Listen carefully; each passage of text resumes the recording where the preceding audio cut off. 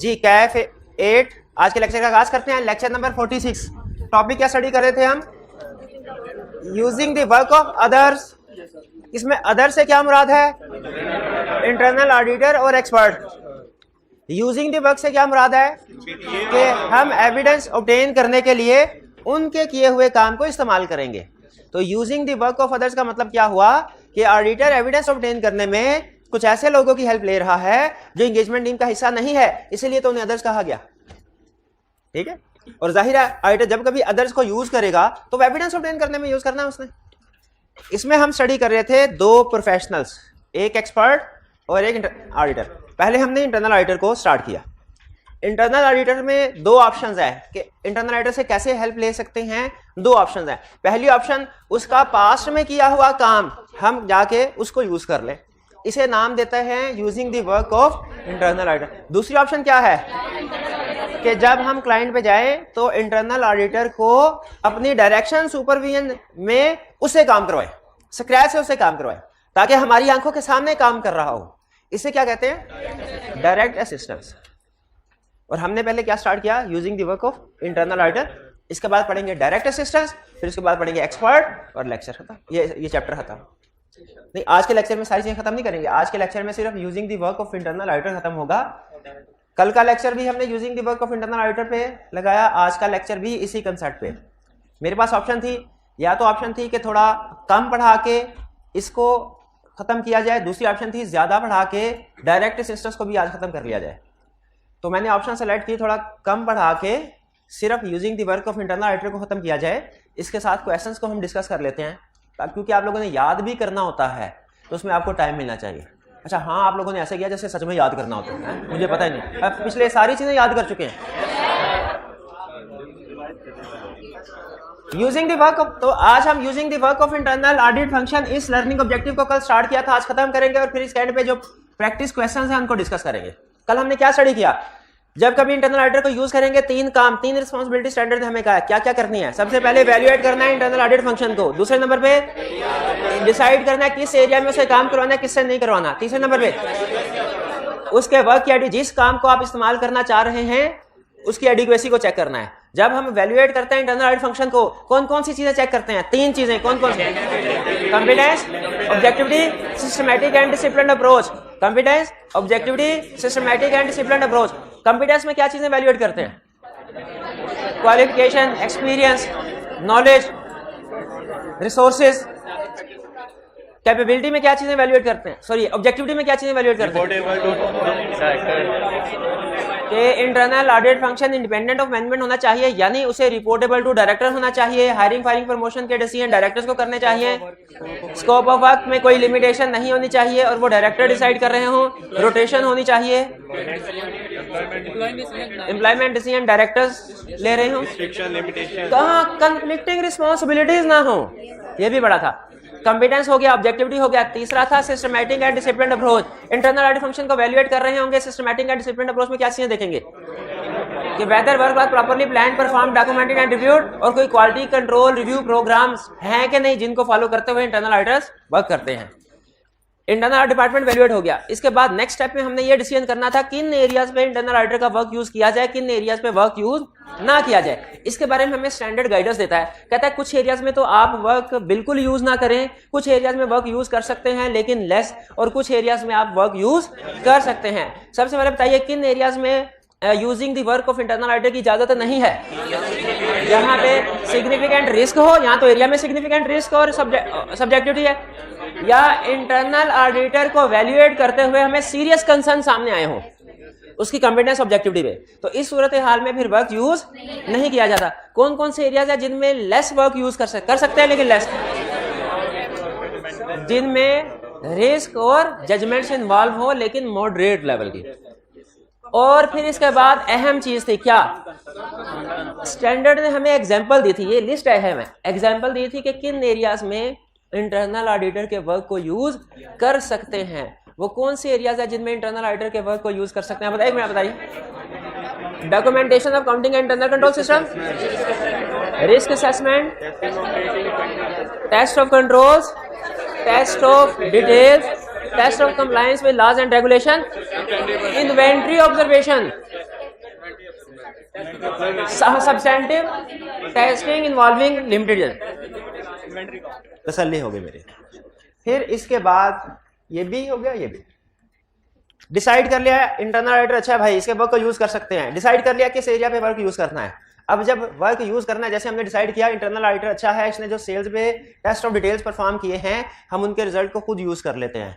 तो भाई जो उसने काम किया हुआ है, यानी अगर हमने सेल्स पे उसने accounting internal control system flow chart बनाया कोई अंडरस्टैंडिंग के लिए, उसने सेल्स के एरिया में टेस्ट ऑफ कंट्रोल्स परफॉर्म किए हुए हैं, इंटरनल ऑडिटर ने टेस्ट ऑफ डिटेल्स परफॉर्म किए हुए हैं, हम उसके ऑलरेडी किए जिस ट्रांजैक्शन को हमने चेक करना है उसी ट्रांजैक्शन को, उसी सैंपल को उसने भी फर्ज कीजिए चेक किया हुआ है, तो क्या हम स्क्रैच से काम शुरू करें ये लाजमी है, या कि उसके किए हुए काम को कॉपी करवा के फोटो कॉपी करवा के अपनी फाइल में लगा सकते हैं कि ये एविडेंस है?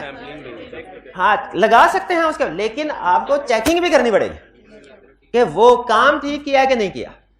इसे कहते हैं इवैल्यूएटिंग एडिक्वेसी ऑफ वर्क, यानी जिस वर्क को यूज, हालांकि हमने इंटरनल ऑडिटर को देख लिया अच्छा है, कॉम्पिटेंट ऑब्जेक्टिव है, लेकिन उसके बावजूद उसके जो काम को यूज कर रहे हैं एक्चुअल उस बॉडी ऑफ वर्क को, उसको भी हमने इवैल्यूएट करना है, काम ठीक किया कि नहीं, बंदा ठीक है कॉम्पिटेंट है, काम भी ठीक किया कि नहीं। बाज़ औक़ात कॉम्पिटेंट बंदा भी काम ठीक नहीं करता, डंडी मार जाता है। तो इसीलिए स्टैंडर्ड कहता है दोनों लेवल पे आपने चेकिंग करनी है, इंटरनल ऑडिट डिपार्टमेंट की भी, उसके वर्क के भी। हमने कहा उसके वर्क की एडिक्वेसी कैसे इवैल्यूएट करेंगे, उसने कहा ये कुछ फैक्टर्स देख लो, देखो कि उनके काम का बाकायदा प्लानिंग परफॉर्मेंस डॉक्यूमेंटेशन रिव्यू हुआ कि नहीं हुआ। प्लानिंग का मतलब क्या कि जो भी काम कर रहे हैं पहले प्लान किया उन्होंने, बैठे इंटरनल ऑडिटर की अपनी टीम हो जिन्होंने प्लान किया हो कि हम मैनेजमेंट के जो मॉनिटरिंग है वो कैसे करेंगे, प्लानिंग के मुताबिक परफॉर्म किया कि नहीं, जो वर्क परफॉर्म किया डॉक्यूमेंट किया कि नहीं, जो डॉक्यूमेंटेशन हुई उसे कोई सीनियर पर्सन रिव्यू कर रहा है कि नहीं। जूनियर टीम का रिव्यू सीनियर मेंबर्स को करना चाहिए ना। अच्छा इसका मकसद क्या होता है जब एक्सटर्नल ऑडिटर अपनी टीम में किसी जूनियर बंदे के काम का रिव्यू करते हैं, इसका मकसद क्या होता है रिव्यू का, ताकि अगर उसने सही काम किया, ये सही काम करने का मतलब पता क्या होता है कि आईएसएस के और लोकल लॉज के मुताबिक काम किया कि नहीं, कहीं ऐसा तो नहीं कि लॉ की या आईएसए की कोई रिक्वायरमेंट रह गई हो, पूरी ना की हो। तो उसी तरीके से इंटरनल ऑडिटर के डिपार्टमेंट का जो हेड है उसे भी अपने जूनियर्स का काम चेक करना चाहिए कि इन्होंने ठीक काम किया कि नहीं किया। फिर इसके बाद जिस तरह एक्सटर्नल ऑडिटर चेक करता है प्रोसीजर परफॉर्म करने के बाद कि sufficient appropriate audit evidence obtain हो गया कि नहीं, इंटरनल ऑडिटर भी चेक करे sufficient appropriate audit evidence obtain हुआ कि नहीं। क्लियर? फिर इसके बाद जैसे एक्सटर्नल ऑडिटर वैल्यूएट करता है कि जो एविडेंस है उसके लिहाज से कंक्लूजन एप्रोप्रिएट हो, कंसिस्टेंट हो एविडेंस के साथ, यानी अगर एविडेंस मिल गया और सब कुछ ठीक है तो कंक्लूजन क्या होना चाहिए, अनमोडिफाइड। और अगर एविडेंस नहीं मिला या एविडेंस गड़बड़ को शो कर रहा है कि मिस स्टेटमेंट है, फिर कंक्लूजन क्या होना चाहिए, मोडिफाइड। तो बताइए कंक्लूजन में और एविडेंस में कंसिस्टेंसी होनी चाहिए, बिल्कुल होनी चाहिए। ऐसा नहीं कि एविडेंस मिला ही नहीं और हम कंक्लूजन में कह रहे हो कि सब ठीक है, सेटिस्फैक्टरी कंक्लूजन। अगर आप ऐसा लिख देते हैं हालांकि एविडेंस नहीं मिला तो फिर आपका कंक्लूजन एप्रोप्रिएट नहीं है। तो कंक्लूजन क्या होना चाहिए, एप्रोप्रिएट, कंसिस्टेंट, किसके साथ, एविडेंस के साथ। हाँ अगर कभी कोई आपको ऑडिट प्रोसीजर इंटरनल ऑडिटर को कोई एक्सेप्शन सामने उन्होंने आइडेंटिफाई कर ली, उसको प्रॉपर्ली रिजॉल्व होना चाहिए, रिजॉल्व होना। ये इसलिए देखें इंटरनल ऑडिटर ने किसी मसले को हाईलाइट कर भी लिया अगर, तो क्या मैनेजमेंट को सजेशन देता होगा कि सर ये मसला है अब इसको ऐसे नहीं ऐसे करना। सजेशन इंटरनल ऑडिटर वाला हम हाँ डायरेक्टर के थ्रू देता होगा, बिल्कुल डायरेक्टर के थ्रू देता होगा, डायरेक्ट मैनेजमेंट को शायद नहीं देता होगा, डायरेक्टर के थ्रू, लेकिन सजेशन देता होगा। हम भी तुमको सजेशन देते हैं। अगर उसकी सजेशन यानी एक्सेप्शन सामने आई और उनके ऊपर अमल करके उन एक्सेप्शंस को खत्म कर दिया गया, एक्सेप्शन रिजॉल्व हो गई, तो मुझे बताइए अब इंटरनल ऑडिटर का अच्छा रोल, पॉजिटिव रोल है कि नहीं ऑर्गेनाइजेशन में। और अगर पता चला एक्सेप्शन आइडेंटिफाई तो हुई थी, रिजॉल्व नहीं हुई, मैनेजमेंट अभी भी वही काम कर रही है जैसा पहले कर रहे थे, तो हम कहेंगे भाई अगर कोई इंप्रूवमेंट ही नहीं आप ला रहे तो फिर ये सारे काम करने का फायदा। असल मकसद तो मैनेजमेंट अगर गलत काम कर रही है उसको सजा दिलवाना तो नहीं है कि डायरेक्टर्स को क्या कि सजा दिलवाई जाए। जो इंटरनल ऑडिटर डायरेक्टर को रिपोर्ट देता है ना, इस रिपोर्ट का ये मकसद नहीं होता कि अगर उसमें कोई गलती है तो मैनेजमेंट को सजा मिले। उसका पर्पस ये होता है कि अगर कुछ गलत हो रहा है तो करेक्टिव एक्शंस लिए जाएं और सिस्टम को ठीक किया जाए। लेकिन अगर सिस्टम ठीक ही नहीं होता, एक्सेप्शन रिजॉल्व ही नहीं होती, वैसे की वैसे रहती हैं, कोई फायदा नहीं। इसीलिए उसने कहा हमने ये भी देखना है क्या इंटरनल ऑडिटर के ये सारे काम करने के बाद जो एक्सेप्शन अगर कोई आइडेंटिफाई होती है वो भी रिजॉल्व होगी, रिजॉल्व हो गई हो उसका मतलब है अच्छा काम है, इसको यूज कर सकते। तो 4 फैक्टर्स हैं जो हमने इवैल्यूएट करने हैं। किस चीज के लिए? एडिक्वेसी ऑफ वर्क को वैल्यूएट करने के लिए कि इंटरनल ऑडिटर का वर्क इस काबिल है कि नहीं, एप्रोप्रिएट है कि नहीं कि एक्सटर्नल ऑडिटर उसको इस्तेमाल कर सके। अगर आप थोड़ा सा गौर करें ना तो जिस तरह हमने ये सीखा था कि इंटरनल ऑडिटर में वही खूबियां होनी चाहिए जो एक्सटर्नल ऑडिटर में होनी चाहिए, क्योंकि उसके काम को हम यूज कर रहे हैं, हमारे जैसा होना जरूरी है। यहां पे भी तकरीबन वही चीजें देख रहे हैं कि उसका काम करने का तरीकाकार भी वैसा होना चाहिए जैसा एक्सटर्नल ऑडिटर का होता है। हम भी प्लानिंग परफॉर्मेंस डॉक्यूमेंटेशन रिव्यू करते हैं, हम भी sufficient appropriate audit evidence obtain करते हैं, हम भी कंक्लूजन पे पहुंचते हैं और एविडेंस के मुताबिक पहुंचते हैं। और अगर कोई एक्सेप्शन आइडेंटिफाई हो हम भी रिकमेंड करते हैं मैनेजमेंट को कि सर ये मिस स्टेटमेंट है, इसको ठीक कर लें, ये वीकनेस है, इसको करेक्ट कर लें। कुछ समझ आए? अच्छा, ये है फैक्टर्स। क्या करना है? ये चीजें चेक करनी है, ये चीजें देखनी। कैसे करनी है? ये प्रोसीजर आपके सामने जो लिस्ट आती है ना, लिस्ट ऑडिट में, उसमें किसी लिस्ट में लिखा होता है फैक्टर्स, किसी लिस्ट में लिखा होता है प्रोसीजर्स। जहां पे फैक्टर लिखा होता है ना उसका मतलब है कि आपने इन चीजों को सामने रख के काम करना है। जहां पे प्रोसीजर लिखा होता है वहां पे लिखा, वहां उसका मतलब होता है ये काम करना है। जहां पे स्टैंडर्ड आपको जजमेंट देना चाह रहा है ना कि आप अपनी जजमेंट के मुताबिक डिसाइड करें, तो वहां पे फैक्टर्स बताता है। और जहां पे चाह रहा है कि आपको गाइड करे कि कैसे कैसे कैसे कैसे काम करना है, वहां पे वो प्रोसीजर बताता है। और सम टाइम क्या करता है, दोनों चीजें बता रहा होता है, ताकि अगर सिचुएशन नॉर्मल रहे तो हमारे वाले प्रोसीजर परफॉर्म करो, लेकिन अगर सिचुएशन कंप्लेक्स हो जाए तो इन फैक्टर्स को सामने रखते हुए डिसीजन करो। ठीक है? तो adequacy of work of internal auditor को वैल्यूएट करने के लिए ये फैक्टर्स हैं, इनको सामने रखते हुए हमने एडिक्वेसी ऑफ वर्क वैल्यूएट करना है। यानी इंटरनल ऑडिटर के काम में क्या चीजें देखनी है, ये कैसे देखनी है, किस तरह देखनी है, तो नेक्स्ट कंसेप्ट है ये प्रोसीजर परफॉर्म करो। क्या करो? इंक्वायरी। इंटरनल ऑडिटर से इंक्वायर कर लो, सर क्या आप अपने काम को प्रॉपर्ली प्लान परफॉर्म रिव्यू करते हैं? कहेगा यस। सर क्या आप sufficient appropriate audit evidence obtain करते हैं? यस। क्या कंक्लूजन कंसिस्टेंट है एविडेंस के साथ? यस। क्या एक्सेप्शन रिजॉल्व हो गई है? यस। सबसे पहले करो इंक्वायरी। और आपको याद आ गया होगा चैप्टर 3 में पढ़ा था, inquiry alone is not sufficient appropriate audit evidence, इसलिए इंक्वायरी के साथ साथ ऑब्जर्व भी करो। ऑब्जर्व का मतलब क्या है? इंटरनल ऑडिटर वर्क परफॉर्म कर रहा होगा, हम ऑब्जर्व कर रहे होंगे, उसका हेड रिव्यू कर रहा होगा, अपने जूनियर की क्लास ले रहा होगा, वो ये काम ऐसे नहीं ऐसे कर, हम देख रहे होंगे। ये है ऑब्जर्वेशन। हाँ, छुप के नहीं, सामने भी देख सकते हैं। इंक्वायरी पूछना, ऑब्जर्वेशन देखना कि काम कर रहे हैं कि नहीं, सही कर रहे हैं कि नहीं। इंस्पेक्शन का मतलब क्या है? उसके डॉक्यूमेंट जो देख रहे हैं, ये देखने के लिए कि ये काम डॉक्यूमेंट हुआ कि नहीं, ये देखने के लिए कि सफिशिएंट एप्रोप्रिएट एविडेंस ऑब्टेन हुआ कि नहीं, ये देखने के लिए कंक्लूजन कंसिस्टेंट की कोई सफों की जरूरत पड़ेगी। तो जो उन्होंने जिन सफों के ऊपर वो टिक वगैरह लगा रहे हैं, अपने प्रोसीजर परफॉर्म करें, उनको हम चेक कर सकते हैं, बिल्कुल कर सकते हैं। ये है इंस्पेक्शन। ये सारे एक तरफ और ये प्रोसीजर एक तरफ। ये कौन सा है? रीपरफॉर्मेंस का मतलब क्या होता है? इंटरनल ऑडिटर ने जो काम किया हुआ उसको दोबारा परफॉर्म करना, ये कहलाता है रीपरफॉर्मेंस।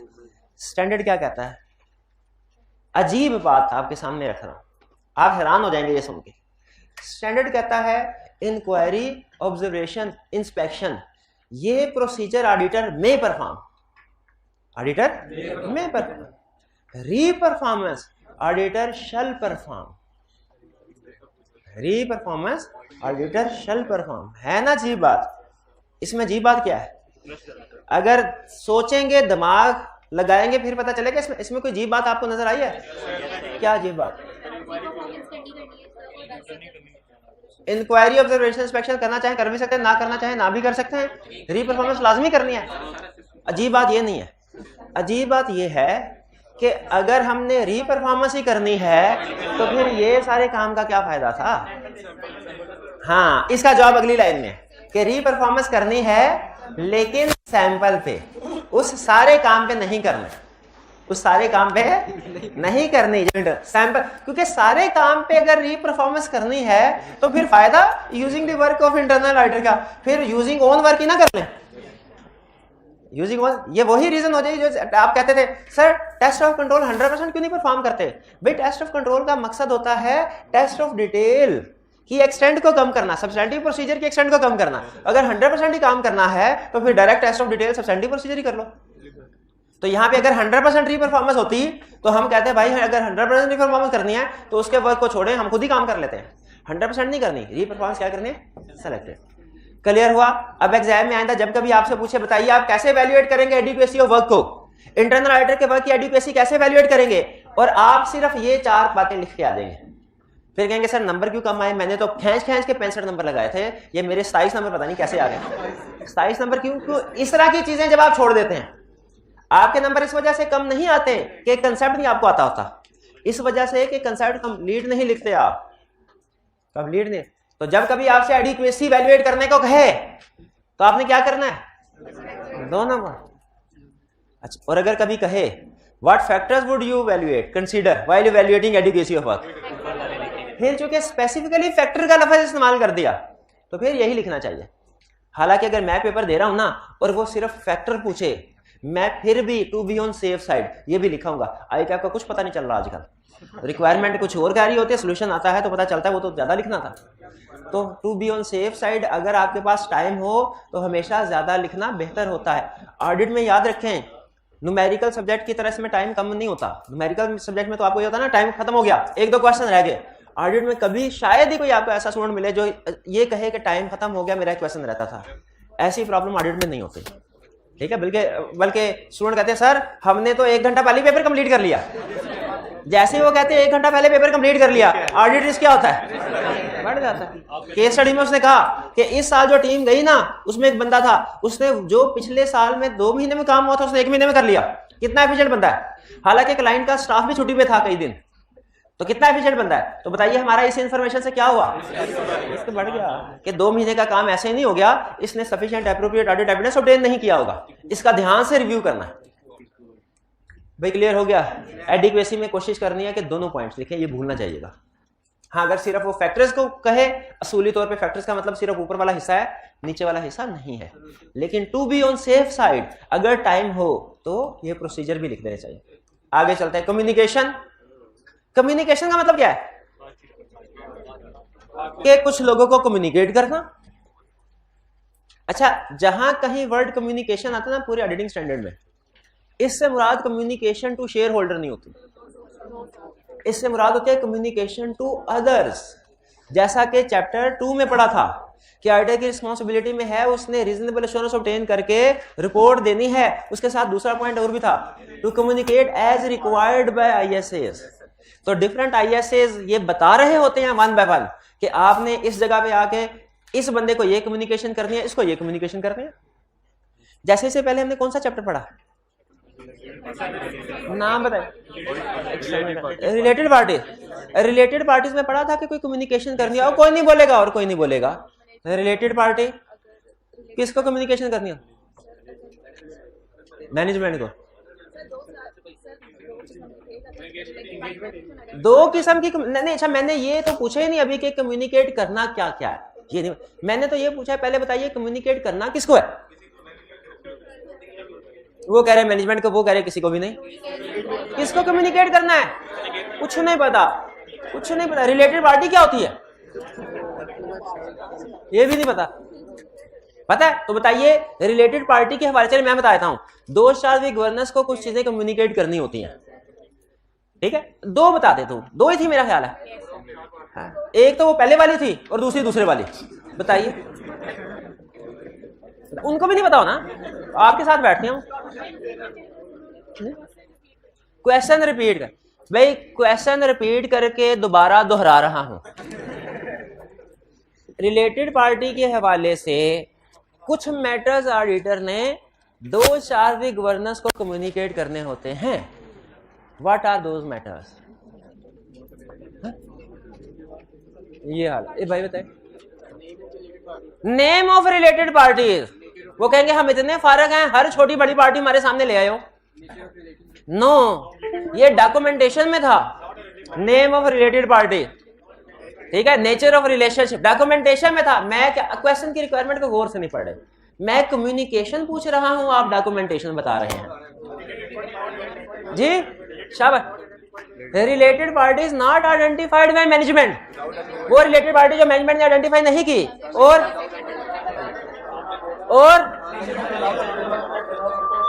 शाबाश शाबाश शाबाश, ये भाई हाइब्रिड वाले, शाबाश। आज फिजिकल क्लास पीछे, हाइब्रिड आगे निकल गई। भाई बताइए दूसरा पॉइंट कौन सा था? हाँ, transactions outside normal course of business for which approval has not been obtained, जिनकी अप्रूवल नहीं ऑब्टेन की। बिल्कुल बिल्कुल, ठीक है ठीक है। अब देखिए कम्युनिकेशन में जिस तरह, इसका मतलब है कि रिलेटेड पार्टी के हवाले से कुछ मैटर्स कम्युनिकेट करने होते हैं ऑडिटर ने डायरेक्टर्स को, एग्री करते हैं इससे? क्या इंटरनल ऑडिट के हवाले से भी कुछ मैटर्स कम्युनिकेट करने होंगे डायरेक्टर्स को? क्या? अब देखिए उनका किया हुआ काम इस्तेमाल कर रहे हैं, उनको बताना चाहिए कि नहीं?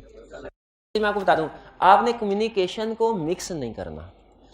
Using the work of internal auditor में भी कम्युनिकेशन है डायरेक्टर के साथ, और डायरेक्ट असिस्टेंस में भी कम्युनिकेशन है डायरेक्टर के साथ। ये ध्यान में रखिएगा, मिलती जुलती है इसलिए फर्क रखना है। आपको पता है हम घर से निकलते हुए अपने वालिदैन को 2 स्टेटमेंट दे के जाते हैं, 2 में से कोई एक। पहले, मैं जा रहा हूं बाहर, दूसरी, क्या मैं बाहर चला जाऊं? दोनों में फर्क है, एक में बता रहे हैं, एक में पूछ रहे हैं। अच्छा, इसी तरीके से ऑडिटर डायरेक्टर्स को कम्युनिकेट करता है। डायरेक्टर को एक में बताता है कि मैं इंटरनल ऑडिटर के वर्क को यूज कर रहा हूं, मेरा तरीकाकार यूज करने का ये होगा, और एक में बाकायदा इजाजत लेता है, क्या मैं कर लूं? बताइए किस में इजाजत लेता होगा? डायरेक्ट असिस्टेंस में। और किस में बताता होगा? तो कम्युनिकेशन में आप नोट कीजिएगा कि इसमें जो कम्युनिकेशन उसका स्टाइल है ना, वो है बताने वाला, और डायरेक्ट असिस्टेंस में भी ऑडिटर डायरेक्टर्स को कम्युनिकेट कर रहा होगा, उसमें स्टाइल होगा पूछने वाला। और रीजन आपके सामने है, क्योंकि डायरेक्ट असिस्टेंस में हम उनके स्टाफ को यूटिलाइज कर रहे हैं, उनके वर्क को यूटिलाइज, खासतौर पर अपने मकसद के लिए। प्लान यूज ऑफ वर्क, हम डायरेक्टर्स को बताते हैं कि हमारी प्लानिंग क्या चल रही है कि हम वर्क को यूज करें, और अंडरस्टैंडिंग, ताकि जो डायरेक्टर्स हैं वो क्या करें, वो अंडरस्टैंडिंग उन्हें मिल जाए कि हमारी प्रपोज ऑडिट अप्रोच क्या होगी। यानी एक अप्रोच तो हमारी ये हो सकती है सारा काम खुद करे, एक अप्रोच ये हो सकती है दूसरों से भी हेल्प ले ले। तो डायरेक्टर्स को ये समझने में हेल्प मिलेगी जब हम उनको कम्युनिकेट करेंगे क्या, प्लान यूज, कि हम हमारी क्या प्लान कर रहे हैं, हम कि किस एरिया में इंटरनल ऑडिट के वर्क को यूज करेंगे। अच्छा, यहां पे ना स्टूडेंट एक गलतफहमी का शिकार हो जाते हैं।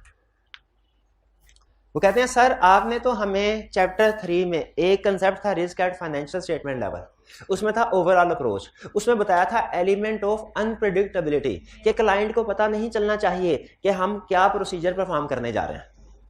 लेकिन यहां पे आप कह रहे हैं कि जो भी आप उसके वर्क का यूज करने जा रहे हैं डायरेक्टर्स को बताएंगे। तो क्या ये ऐसा नहीं है जैसे हमने अपने प्रोसीजर्स डिस्क्लोज कर दिए डायरेक्टर्स को डिस्क्लोज कर दिए तो वो मैनेजमेंट को कर सकता है? याद रखिए, ये जब हम डायरेक्टर्स के साथ, स्टैंडर्ड कहता है डायरेक्टर्स के साथ बड़े बड़े मेजर इश्यूज जो है ना वो आपने डिस्कस करने हैं, लेकिन इसका यह मतलब नहीं होता कि हम डिटेल प्रोसीजर उनके साथ डिस्कस कर रहे हैं, सिर्फ प्लान यूज कर रहे हैं। जैसे इसमें हम सिर्फ ये बता रहे होंगे कि सर हम सेल्स के एरिया में इंटरनल ऑडिटर के वर्क को यूज करना चाह रहे हैं, बस इतनी बात, ताकि कल कला को अगर हम कोई इंक्वायरी कर रहे हो इंटरनल ऑडिटर से, हालांकि काम उन्होंने ऑलरेडी किया हुआ है, ठीक है, लेकिन फर्ज करें इंक्वायरी कर रहे हो, ऑब्जर्वेशन कर रहे हो, इंस्पेक्शन कर रहे हो, तो डायरेक्टर्स को इतराज ना हो, इसलिए उनके इल्म में बात आना जरूरी है, बताना जरूरी है। लेकिन याद रखें इसमें हम डिटेल प्रोसीजर नहीं बताते, हम इसमें ज्यादा बात करते हैं सर हम सेल्स के एरिया में इंटरनल ऑडिटर के वर्क को यूज करेंगे, और इसमें हम हो सकता है उनसे कुछ इंक्वायरी भी करें, कुछ समटाइम्स हम कुछ दिनों में जाके ऑब्जर्व करेंगे और कुछ रिकॉर्ड को इंस्पेक्ट करेंगे, इतना बताएं। अब इंक्वायरी में क्या क्या इंक्वायरी करेंगे, ऑब्जर्वेशन में एग्जैक्टली किसके टाइम पे जाके ऑब्जर्वेशन करेंगे, इंस्पेक्शन में एग्जैक्टली कौन कौन सी डॉक्यूमेंट्स को, ये बातें नहीं बताते। तो जब डायरेक्टर्स के साथ हम बड़े बड़े इशू डिस्कस कर रहे होते हैं ना, अपनी प्लानिंग के मैटर डिस्कस कर रहे होते हैं, तो इससे आपने जहां कहीं लिखा हो ना कि planning matter shall be discussed with those charged with governance, इससे आपने ये नहीं समझना कि हम अपने सारे प्रोसीजर उनके साथ डिस्कस कर रहे हैं, बल्कि सिर्फ ये समझना है कि हम ब्रॉड लेवल के डिसीजन उनके साथ डिस्कस कर रहे हैं, इंटरनल ऑडिटर के वर्क को यूज करना है या नहीं करना। ठीक है, क्लियर हुई ये बात? Communication okay. Next documentation. Documentation का मतलब क्या है?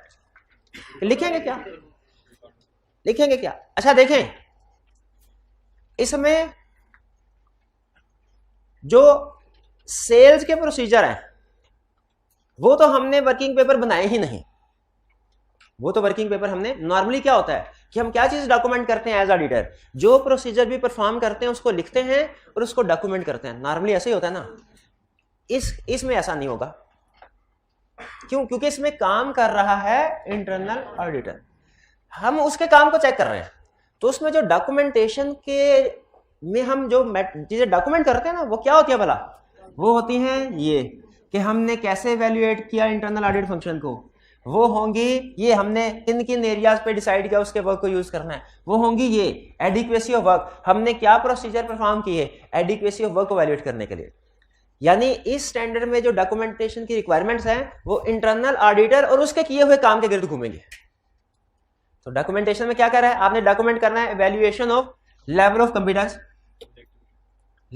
के जो इंटरनल ऑडिटर है वो कितना कॉम्पिटेंट है, कैसे इवैल्यूएट किया आप बताएंगे, नॉलेज एक्सपीरियंस की बेस पे इवैल्यूएशन की। ऑब्जेक्टिविटी, कैसे आपने उसकी ऑब्जेक्टिविटी को इवैल्यूएट किया। सिस्टमैटिक एंड डिसिप्लिन अप्रोच, कैसे आपने, यही तीनों चीजें इवैल्यूएट करते हैं ना जब हम इंटरनल ऑडिटर को इवैल्यूएट करते हैं। कहता है डॉक्यूमेंट करो इनको, ताकि कल को पता चले आपने वाकई ये काम किए हैं कि नहीं किए। जब क्वालिटी कंट्रोल रिव्यू होता है ना, तो अक्सर उसमें एक डेफिशिएंसी सामने आती है, पता है क्या? कि ऑडिट टीम ने इंटरनल ऑडिटर के वर्क को तो यूज किया है, लेकिन ना इंटरनल ऑडिटर को इवैल्यूएट किया और ना ही सही तरीके से उसके वर्क की एडिक्वेसी को इवैल्यूएट किया। इंटरनल ऑडिटर को भी इवैल्यूएट नहीं करते और उसके वर्क को भी सिर्फ इंक्वायरी ऑब्जर्वेशन की हद तक, री परफॉर्मेंस नहीं करते। हालांकि स्टैंडर्ड का है री परफॉर्मेंस रिक्वायर्ड है। तो इसीलिए जो आपके डिसीजन है, देखिए इस पूरे स्टैंडर्ड में सबसे बड़े डिसीजन आपने क्या किए इस पूरे टॉपिक में, कि इंटरनल ऑडिटर के वर्क को यूज करना है कि नहीं करना, किस एरिया में करना है, और फिर वर्क को कैसे इवैल्यूएट करना है। अगर आप देखें तो ये तीन बड़ी जो डॉक्यूमेंटेशन रिक्वायरमेंट है, इन्हीं तीन रिस्पॉन्सिबिलिटी के गिर्द घूमती है। पहले आपने इवैल्यूएट किया ना, तो लिखना पड़ेगा कैसे, कैसे पता चला आपको इंटरनल ऑडिटर कॉम्पिटेंट है, ऑब्जेक्टिव है। वर्क कौन सा यूज किया, किस एरिया में यूज किया, किस हद तक यूज किया, और उसके वर्क की एडिक्वेसी को कैसे इवैल्यूएट किया। वो उन्हीं तीन, बस ये कह रहा है कि जो इन तीनों स्टेप्स में आपने जो काम किया है ना, उसको डॉक्यूमेंट कर दो। ठीक है, फर्क सिर्फ यह कि एग्जाम में पूछेगा, हमें थोड़ा डिटेल में इन स्टेटमेंट फॉर्म में इसको लिखना पड़ेगा। क्लियर हुआ? ये है हमारा using the work of internal auditor. हाँ, इसमें एक कंसेप्ट है डिस्कशन अमंग, डिस्कशन। अच्छा, ये डिस्कशन अमंग एंगेजमेंट टीम नहीं है, ये है एक्सटर्नल ऑडिटर की डिस्कशन। मेन कंसेप्ट सुन ले, फैक्टर्स तो आप याद कर लेंगे, मेन कंसेप्ट सुन ले। वो ये कहता है, सोच के प्रैक्टिकली सोचना है, इंटरनल ऑडिटर कब कब काम करता है। अगर ये रेंड है 1 जनवरी से लेकर 31 दिसंबर तक, इंटरनल ऑडिटर कब काम करता है? सारा साल। बिल्कुल ठीक है, बिल्कुल ठीक है। एक्सटर्नल ऑडिटर नॉर्मली कब आता है? ये रेंड से 1-1.5 महीना पहले, बाज़ औक़ात ये रेंड के बाद भी आता है, बाज़ औक़ात बड़ा क्लाइंट हो तो ये रेंड से पहले भी आ जाता है, ताकि पहले काम शुरू कर दे।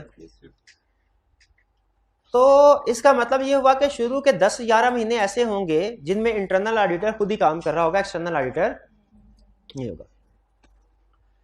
अब क्या ऐसा पॉसिबल है 11वें-12वें महीने एक्सटर्नल ऑडिटर आए और उसे पता चले कि इंटरनल ऑडिटर ने काम तो किया है, लेकिन जो सैंपल उठाया ब्लॉक सिलेक्शन से उठाया?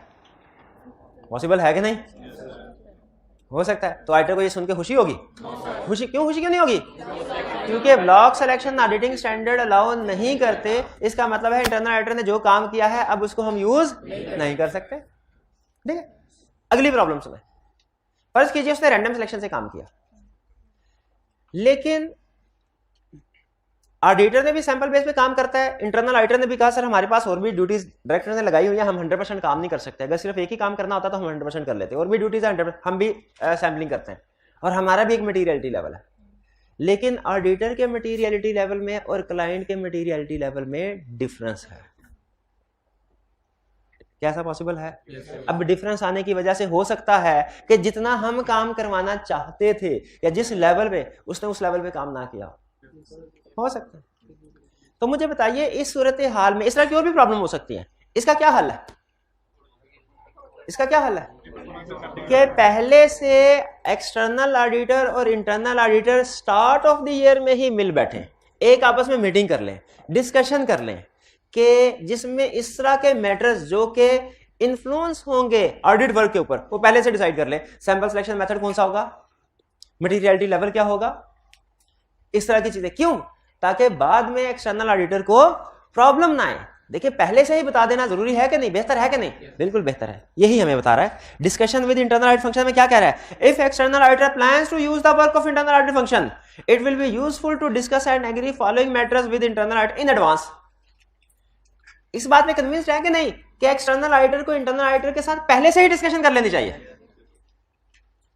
ये ना बाद में पता चले उसने उस तरीकाकार से काम ही नहीं किया जिस तरीकाकार से एक्सटर्नल ऑडिटर ने करना था। जैसे नेचर ऑफ वर्क परफॉर्म, हम टेस्ट ऑफ कंट्रोल किस एरिया में करवाना चाहते हैं, टेस्ट ऑफ डिटेल किस एरिया में। अच्छा देखिए ये जबरदस्ती नहीं है इंटरनल ऑडिटर पे, हम सिर्फ डिस्कस कर रहे हैं, आगे उसकी मर्जी है, चाहे वो तो हमारे पॉइंट ऑफ व्यू से हम एग्री करे चाहे ना करे, लेकिन नॉर्मली वो एग्री कर जाता है।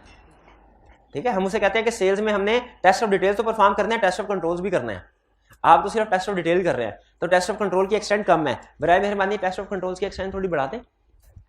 सम टाइम इंटरनल ऑडिटर वाले मान जाते हैं, सम टाइम नहीं मानते, लेकिन डिस्कशन करने में कोई हर्ज नहीं है।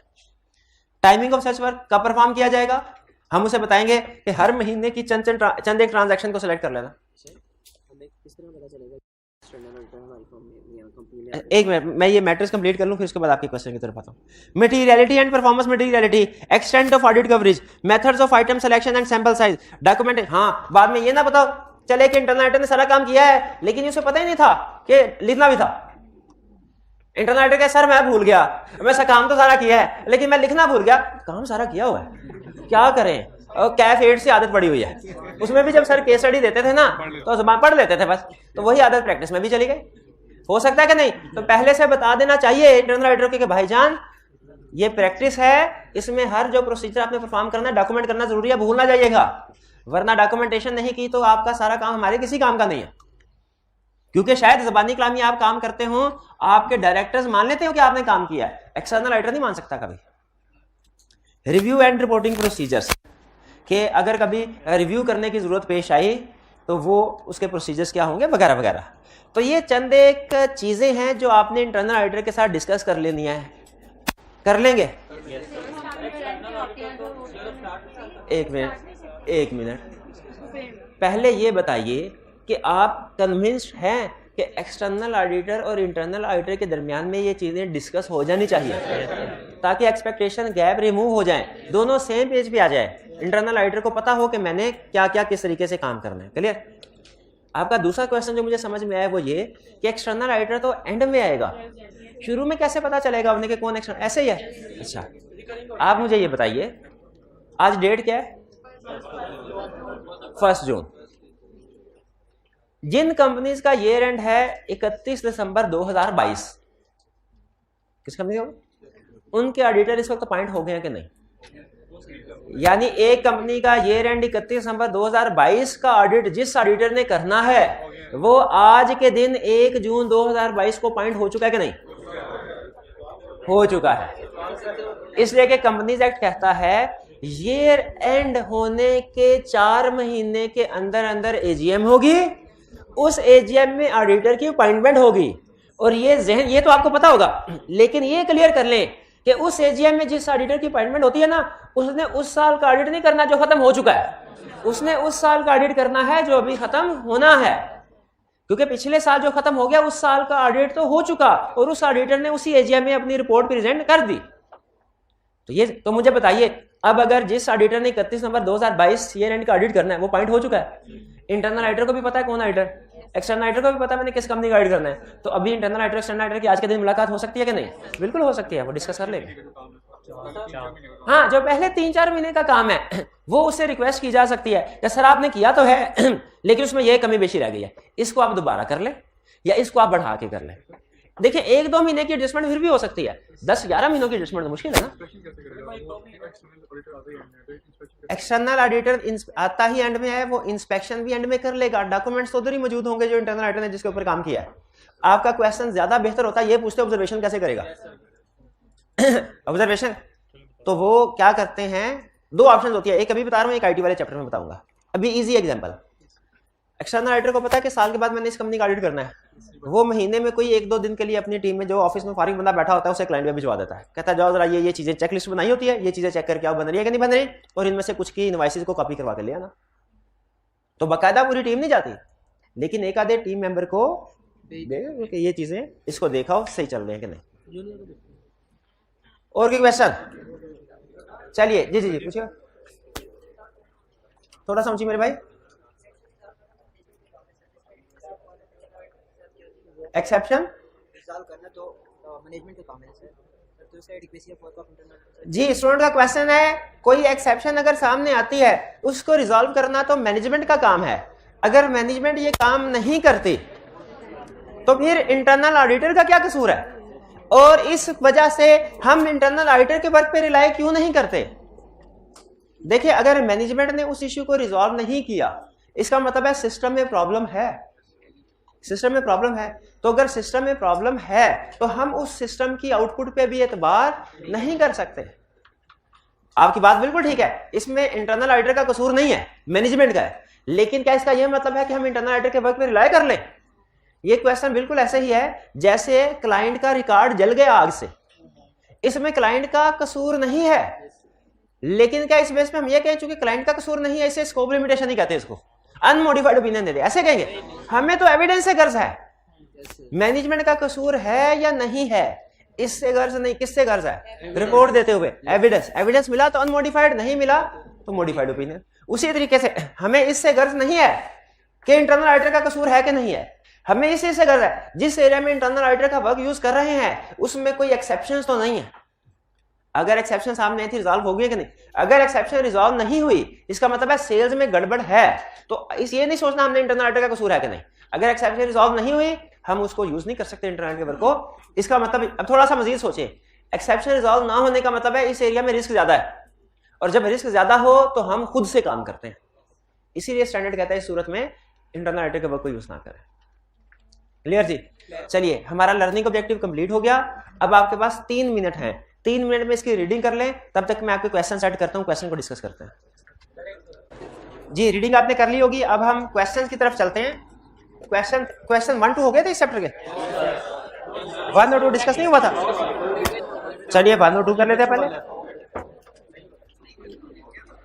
Describe additional functions other than fraud investigation the directors of a company could ask the internal audit department to undertake. Fraud investigation के अलावा और क्या कौन कौन से? Compliance, examination of financial information, ठीक है correct. Question 2 differentiate between external and internal auditors with respect to scope of work and reporting responsibility. इसमें नोट कीजिए सारे के सारे पॉइंट्स नहीं बताने, बल्कि सिर्फ जो स्कोप ऑफ वर्क और रिपोर्टिंग रिस्पांसिबिलिटी से रिलेट कर रहे हैं वो बताने हैं।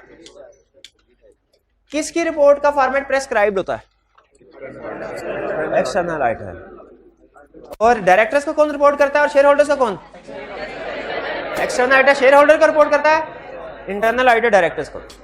चलिए next question 3, identify the factors that, अच्छा गौर से रिक्वायरमेंट पढ़ के मुझे बताइएगा क्या लिखना है कितना लिखना है। Identify the factors that are considered in determining the independence of internal auditors. ये ऑब्जेक्टिविटी के जो हमने ऑब्जेक्टिविटी के पॉइंट्स लिखे थे वो यहाँ पे रिप्रोड्यूस करना है। 3-4 कर लें काफी है बेटा, 4 कर लें, एक लाइन था 4 कर लें, बिल्कुल एक पॉइंट का आधा number. Question 4, briefly explain how an external auditor would evaluate the adequacy of work performed by internal audit function. How external auditor would evaluate the adequacy of the work. ये भी लिखेंगे, दोनों चीजें लिखनी है। ये समझ आ गया आपको किस तरीके से क्वेश्चन पूछ रहा है जी? हाँ 4 नंबर। अच्छा किसमें क्या मसला है? नहीं आपने इस तरह नहीं लिखना होता यार, खुदा का खौफ करें।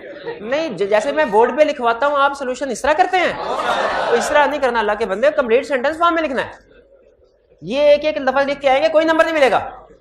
कंप्लीट सेंटेंस लिखा हुआ उधर बुक में, यार डराए ना यार। अच्छा हुआ पूछ लिया, अच्छा हुआ पूछ लिया भाई। अगर ऐसे लिखेंगे कोई नंबर नहीं मिलना। एग्जाम में कंप्लीट सेंटेंस फॉर्म में पॉइंट को लिखना होता है, और कंप्लीट सेंटेंस फॉर्म में भी लिखें तो आधा नंबर मिलता है, एक नंबर नहीं मिलता। ऐसे लिखेंगे ऐसे तो आधा नंबर भी नहीं मिलना, चाहे कंसेप्ट जितना मर्जी स्ट्रांग हो आपका। Question 5, during the audit of PQR limited you have been assigned the task of evaluating the work performed by internal audit department of the company on certain specific areas. ठीक है, आपको task assign किया कि आपने evaluate करना है work performed by internal audit. Describe requirement, describe how would you evaluate the work performed in order to determine the extent of reliance that may be placed thereon. How would you evaluate the work performed? बताइए, internal auditor की valuation भी लिखनी है या सिर्फ work की adequacy? क्योंकि question में क्लियरली कह रहे हैं how would you evaluate the work performed, इसको अंडरलाइन करें। तो सिर्फ ऊपर वाले पॉइंट्स लिखेंगे कि नीचे वाले प्रोसीजर भी? सिर्फ फैक्टर्स लिखने के प्रोसीजर भी? दोनों। B requirement, discuss the important difference between internal and external audit with respect to following. Independence, internal auditor employ of the company, external auditor independent of entity. Objective, external auditor का objective एक ही है, financial statement true and fair present करती है कि नहीं, इसमें opinion है। इंटरनल ऑडिटर का ऑब्जेक्टिव में स्कोप वो वाइडर होता है नॉर्मली, जो भी हाँ governance, good governance, control, risk management, इनमें से जिन एरियाज की भी रिस्पांसिबिलिटी एलोकेट करते हैं डायरेक्टर्स। रिपोर्टिंग, रिपोर्टिंग में 2 पॉइंट्स हैं, एक फॉर्मेट क्या होगा रिपोर्ट का, और दूसरा रिपोर्ट प्रेजेंट किसको की जाएगी, बिल्कुल अवेलेबल किसको होगी। तो इंटरनल जो पब्लिकली अवेलेबल कौन सी रिपोर्ट होती है? External auditor. इंटरनल ऑडिटर की कॉन्फिडेंशियल होती है। 5A, state any 4 factors which the external auditor may need to consider while assessing the competence of the internal audit function. अब इसमें इंटरनल ऑडिटर की valuation है, लेकिन सिर्फ एक पॉइंट, कंपिटेंस वाला एरिया पूछ रहा है। देखे पहले एक क्वेश्चन में उसने सिर्फ इंडिपेंडेंस या ऑब्जेक्टिविटी के ऊपर फोकस किया था, अब सिर्फ कंपिटेंस के ऊपर फोकस कर रहा है। तो कंपिटेंस के पॉइंट लिख देंगे। पता है कंपिटेंस 4 पॉइंट थे, 4 नंबर के साथ पूछा क्वेश्चन, 4 पॉइंट थे उसके 4 या ठीक है। चलिए केस स्टडी में है, टाइम जो है वो हो गया है। केस स्टडी आज ही डिस्कस हो सकेगी, केस स्टडी फिर कल के लेक्चर में डिस्कस करते हैं। आज का लेक्चर यहाँ खत्म करते हैं हम। अल्लाह हाफिज़।